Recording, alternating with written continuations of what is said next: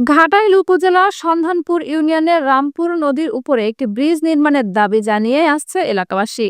এই বংশাই নদীতে ব্রিজটি নির্মিত হলে প্রায় 20 থেকে 30টি গ্রামের জনজীবন যাপনে অনেকটা সুবিধা হবে।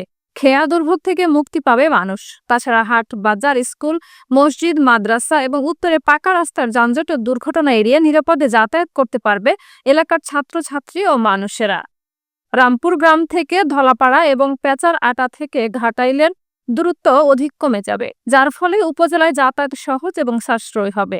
প্রতিদিনই 5 কিলোমিটার কাঁচা রাস্তা দিয়ে পায়ে হেঁটে এলাকার মানুষ ও ছাত্রছাত্রীরা স্কুল, মাদ্রাসা, হাটে জনপ্রতি 10 টাকা খেয়া পারাপার এবং ঝুঁকিপূর্ণ বাঁশের সেতু দিয়ে যাতায়াত করে থাকে।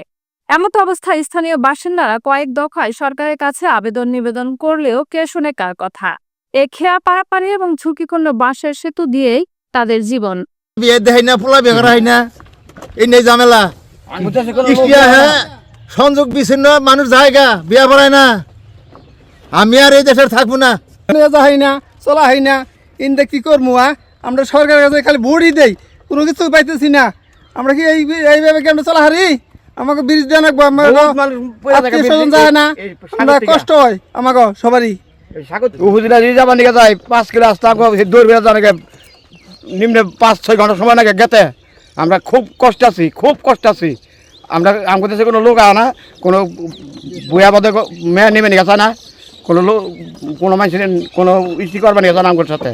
তাই যে এই ব্রিজের জন্য খুব অসুবিধায় আছি।